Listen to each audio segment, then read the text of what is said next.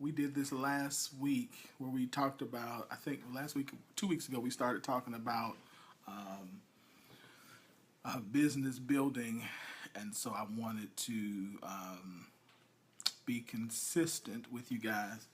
Just simply because, again, like I said in our initial discussion, that it's usually very easy to find people to talk about how they grew their business from, a million up, but it can be very difficult finding people who started from zero and grew. So what I wanted to do, not that I have all the answers, because I do not, and I'm still trying to figure this out too. But what I wanted to do is I wanted to give you all the opportunity to share and for us to be able to create community around things that we are doing that are working, some things that we've done that does not work. So I want to talk about that for a few minutes. So Dr. J, how you doing? Corey, how you doing, brother? So as you guys come in, do me a favor, make sure you say hello. And then in the bottom left-hand corner, if you would be so kind as to hit the share button, I would greatly appreciate it too. So we're talking about business building. So if you are a business owner and you are a small business owner, or you're just getting started and you haven't arrived yet, y'all know what I'm talking about. Those people who have arrived, but you're still trying to figure it out, then it's all right. It's okay. It's just the door. Then you'll then this is what we want. We want to talk to you guys. So again, do me a favor, hit that share button. Q, how you doing, man? Hit that share button, and we're gonna talk today. I'm gonna talk about something that I know we've probably all heard about this before. First of all, for those of you guys who do not know, because I always do this, I don't talk about, but I'm again Winfred Burns. Y'all know who I am because y'all just clicked on my video. But I am the CEO of Global Drive Network. Global Drive Network is a radio and magazine network where we use radio and magazine to deliver our message, really. So our message, of course, our motto is we want to change a generation by raising the conversation. So through our magazine Nouveau Exposure, which you can download for free at nouveauexposure.org, through our radio programs, like one of them is about to start in a few minutes. So on Monday nights, we've got the Soul Cafe with Tina Reed. On Tuesdays, we have The Scoop, which myself, Rashad Chandler, Shaquila Willis, Takesha Booth, our co-host. Then on Wednesdays, we've got The Word on Wednesdays, which is an hour Bible study. And then on Thursdays, we've got the Queen Conversations with Ebony, Lakisa, and Leah. And Wednesday's Bible study, The Word on Wednesday, is by my dad, Winfred Burns, the senior. So we've grown. We've been in business for this is January made a year, so a little over a year now. Before I started Global Drive Network, we were on the Bold Movers Network, and we were Global Drive Radio. We did that for about a year and a half. Some things evolved, and so that evolved into me starting Global Drive Network. So again, we have magazine, the Nouveau Exposure. We've got radio show. We also do live shows. So we do Global Drive Live relationship forums. And we've got some other pretty cool things in the works that we do. So through Nouveau Exposure, we also have a book club that we do every Monday night. So it's a lot of stuff. And each of our writers, each of our radio personalities, they have their own businesses and things like that. So our goal is to, of course, be a platform for people. But again, we want to be a positive platform for people. So that's how we do. So if anybody knows anything about media, there's a couple of ways, and I explained this in the Scoop group the other day. There's a couple of ways that we make money, and so it's not a secret as to how you make money in media or on social media, either way. But you make money primarily through ad revenue, through events, through sponsorships, and if you are a magazine that charges, you make it through that way. So it's the same thing with us, that we do the same thing. But how do you take, when we literally started Nouveau Exposure, when we literally started global drive from one radio show? How do you go from there to, millions? So that's the journey I'm on right now, and so that's the journey. Like I said, I want to be able to collaborate with you all and do, and I find it really fun in the process of doing it. So one of the ways and one of the things we've been focusing on, and I want you to think about too, is we've been focusing a lot lately on providing excellent customer service.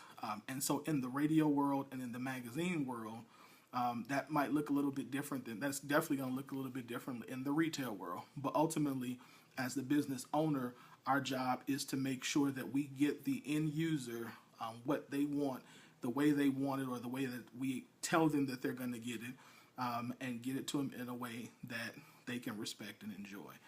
So how do you, in this scenario, or in this time, what are a couple of things that you can do to do that? So here's a couple of things that we did from a practical standpoint as well as from an overall standpoint. So from an overall standpoint, we did three things, or we're doing three things. Number one is we are trying to touch people without selling to them, which means every time you have one of the things that draws people to you, especially now, is that they have to feel like that they have a relationship with you.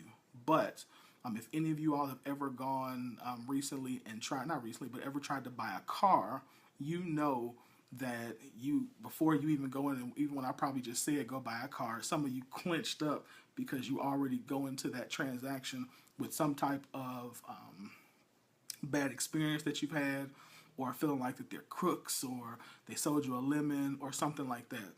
Well, they do that. A lot of that is because, again, your interactions with them are typically always because they're just trying to sell you something. So there's no relationship building, there's no rapport building, and even when they are doing that, you know simply they're just trying to get you to sign that paper to buy that car.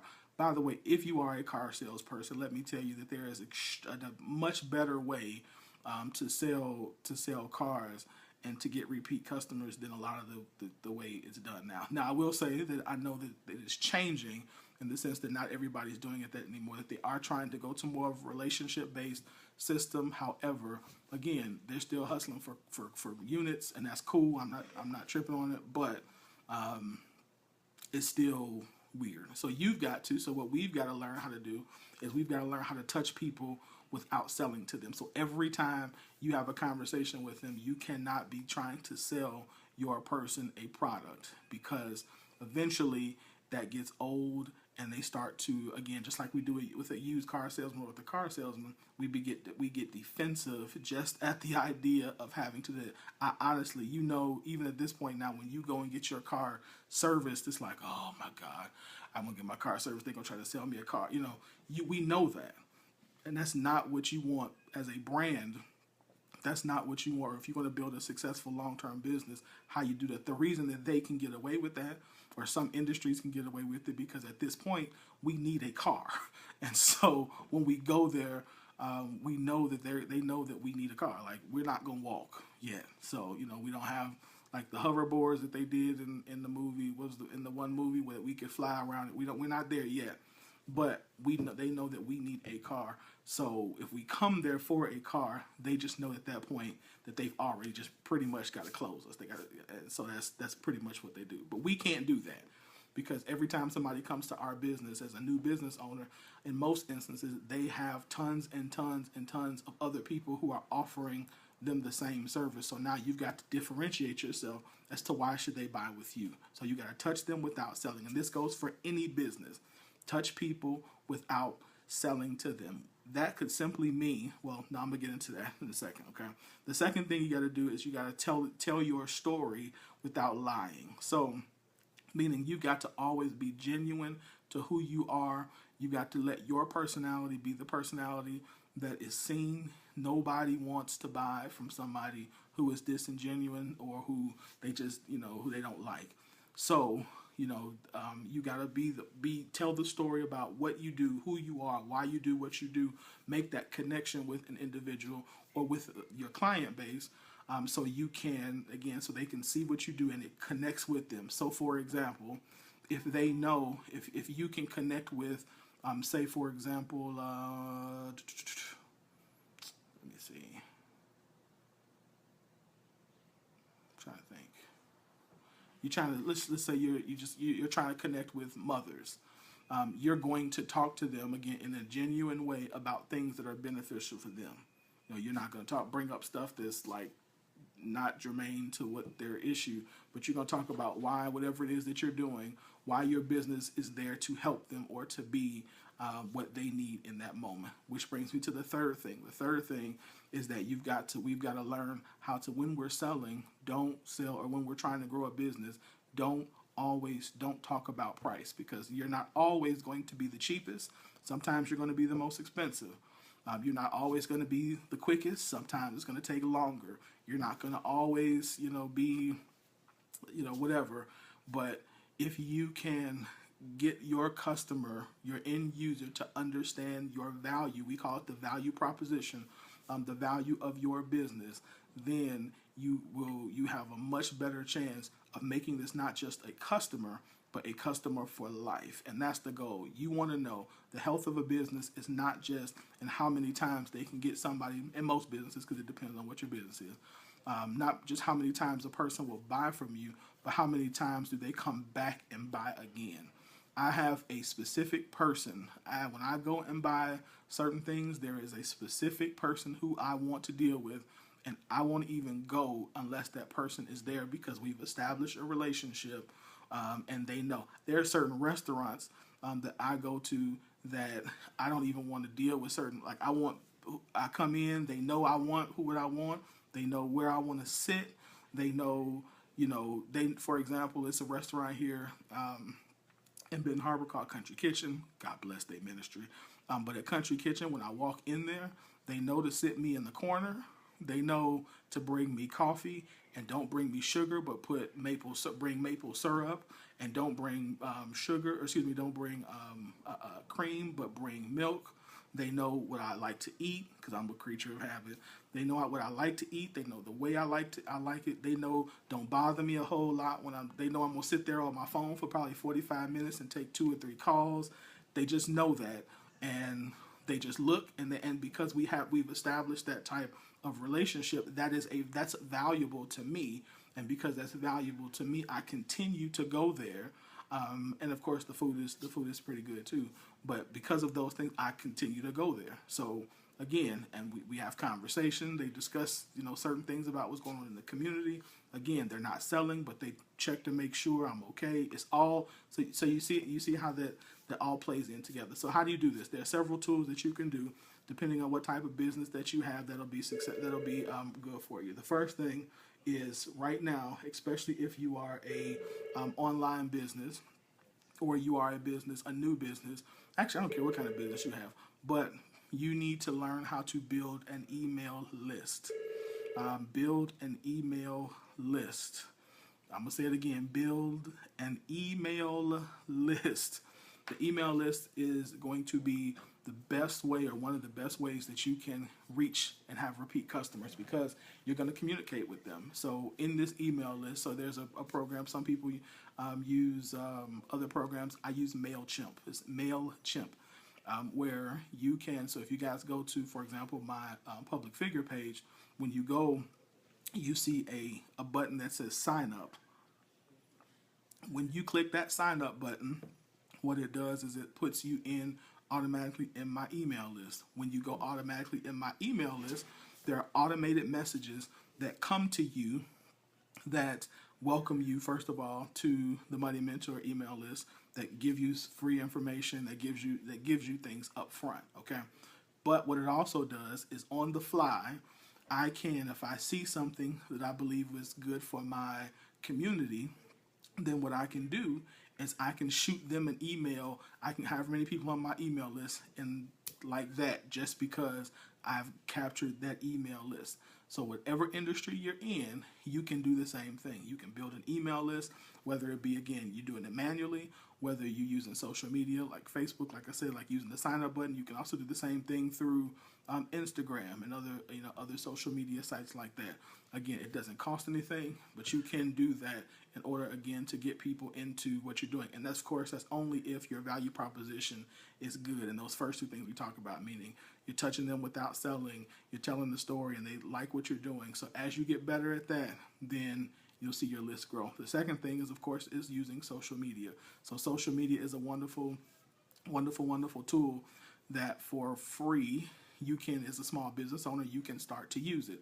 Again, like I said last week and the week before, I'll say it again. At some point, as a business owner, you do need to start using the paid, the paid portions of that.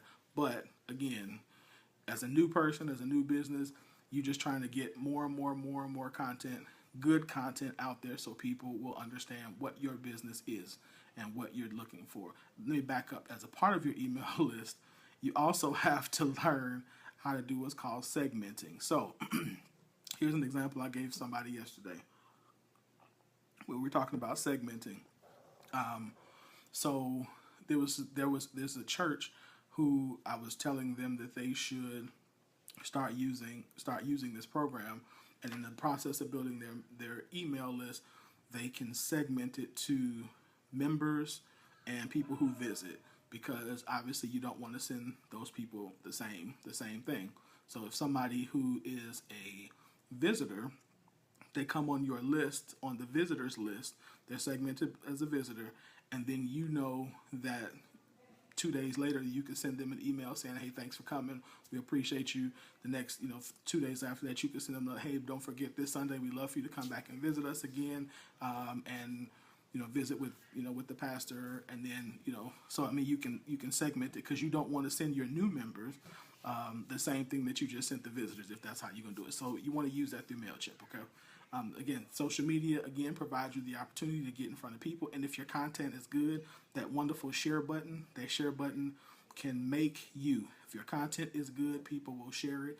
Ask them to share it, like I'm asking you to share this. And you'll find out, again, that as your content gets better, then people, and you're consistent, people will share, and you'll have more people learn about your business. Then there's also free trainings. So if you're good, or if you're new, offer free trainings to show people, not maybe if you have a product, even if you have a product, there are certain things around your product that you can train. So one real good thing, for example, is Shaquila Willis, who has Elegance by Design.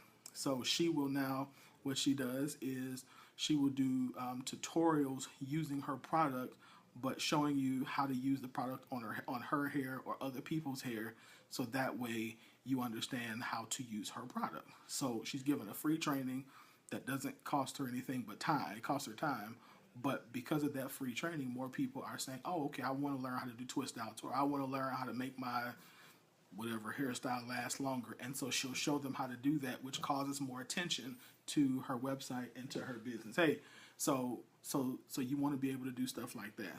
Then you want to also, if you got a free book or something like that, or free white paper, or just some free content, you want to constantly, again, be giving that on a consistent basis. Now, when I say consistent, you want to look at whatever cadence works for you, okay? So you want a cadence that works for you. I am not at the place as a business owner, as a small business owner, where I can give 45-minute videos every day. I'm just not there yet, because I have other things I need to do. But if you can only do it once a week, then be consistent doing once a week. And then once you do that one video that once a week, then leverage it. So meaning, when I say leverage it, I'm saying that take the content in that one video. Then from that one video, you can pull out, say maybe, so let me give you an example. I'll give you another ministry example. So as a minister, when you are preaching, there are probably usually 3 to 5 points that a minister gives, but there are also some sub points or some other, things that you say that are pretty good. You can take that, say that 30-minute teaching, pull out about 5 or 6 good quotes from it, then turn those 5 or 6 good quotes into 5 or 6 memes, and then you can take, so you have the video, you have the memes, then you take those 5 or 6 memes and you can put those on Instagram, and then you can take the overall topic of the lesson and then ask some questions to now have conversation. So you've given the video. So if somebody doesn't have time, 45 minutes to give the video, then you give the content on a meme through Instagram. Then you turn around and you create questions around it. So as you create those questions and you engage people, remember we talked about storytelling, we talked about touching without selling, so you can give those types of things, and so people are engaged in you and in what you're doing. And so as you've done that, so that's just 3 different things, 3 different touch points from that. And then if you have an email list, like we talked about before, then you can take people from that email list again and send the information to them directly. So how do I do this through Global Drive? Thank you for it. Let me tell you. So in Global Drive, what we do, there are a couple of things we do. So we have a list. We have, of course, a list of people who want the show links sent to them automatically. And so every week now, we send them the link to the show before the show happens. We also, of course, we have a group, and so inside of the group, we are creating community by talking to the individuals inside of the group, so they get to know who we are as the leaders of the organization. And then again, we work with business owners to try to help them leverage their business by giving free advertising to one business a month, which by this month is Back to My Roots Clothing. They're giving a 20% discount if you use Global as your on their website. So go BTMR, backtomyrootsclothing.com, and they're giving 20% off. Their clothing is dope. So go get them. BTMR.com, backtomyrootsclothing.com, 20% off for this month, for the month of March, with the code GLOBAL in there, and you get 20% off your order. But so we do that as well, and then we provide content to business owners as well, so that way as we learn or as we're exposed to new things, we expose those partners as well. So the return or the value exchange is, of course, the hope that they will listen to us, and then they will in turn, if our content is good enough, they will tell their other people about our show, which is more listeners, and as our listenership grows, then they will want to do more advertising with us. So do y'all see how this value exchange things work? So so that's pretty much it. That's all I got today. Again, like I said, we're talking about how to build a business from zero on up, business 0 to $1 million. Like I said, that's where we're at right now. So that's what we're going to talk about. And these are what I just told you guys about customer service is exactly what we're focusing on right now. I can tell you that our numbers have grown. We've implemented this strategy about 4 weeks ago, and I'll be truthful, the way the strategy started was simply by asking our community a question. And we simply asked, what can we do better? And they told us, and we listened and responded. That's it. So, all right, guys, I hope this helps you. Do me a favor as you watch this video. Let me know what you're thinking. Let me know what you're doing as a business owner, and we will continue to grow together. So I just gave you guys, again, from a customer service perspective, kind of some of the things that we're doing. And, again, they're working out pretty well for us. So, all right, guys, I love you guys. Talk to you later. Keep building.